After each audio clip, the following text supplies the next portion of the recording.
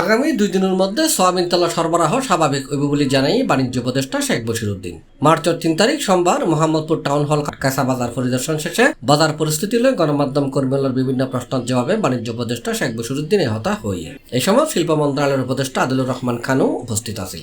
সয়াবিনের যে আপৎকালীন যে সরবরাহের যে সামান্য একটা পার্থক্য রয়েছে বা কিছুটা পার্থক্য রয়েছে, সামান্য না কিছুটা পার্থক্য রয়েছে, এই পার্থক্যটা ইনশাল্লাহ আগামী 2-3 দিনের মধ্যেই মিটে যাবে।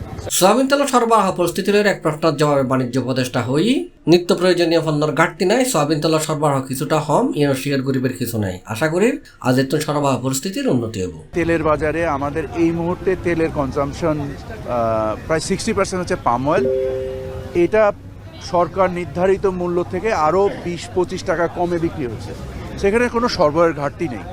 সয়াবিন কেন্দ্রিক একটা সরবরাহ ঘাটতি রয়েছে বাজারে, যেটাকে অস্বীকার করার কোনো জায়গা নেই, এবং আমরা আশা করছি আজকে থেকে এটা সরবরাহ ব্যবস্থা উন্নতি হচ্ছে। আমরা প্রতিষ্ঠানগুলোর সাথে কাজ করছি, আমাদের ভোক্তা অধিকার, আমাদের ট্যারিফ কমিশন এবং আমাদের বাণিজ্য মন্ত্রণালয়ের সচিব মহোদয়, ওনারা অ্যাক্টিভ যোগাযোগ রেখেছেন এই কোম্পানিগুলোর সাথে। আশা করা যায় যে আজকাল থেকেই আল্লাহর রহমতে সরবরাহ ব্যবস্থায় উন্নতি ঘটবে। এবং সয়াবিন তেলের দাম বৃদ্ধি প্রসঙ্গের এক প্রশ্নের জবাবে শেখ বশিরউদ্দিন হই সয়াবিন তেল বেশি দামে যেন বেচাওর এন্ড পাম অয়েল তেল সরকার নির্ধারিত দামতন 25 টাকা কম দামে বেচের। আর মজবুত যে তেলের 60% পাম অয়েল। বাজারের তেলের দাম একই সাথে কমের এবং বাড়ের। আশা করি সয়াবিন তেলের দামও কমিয়ে আইব। C+ TV, Chittagong.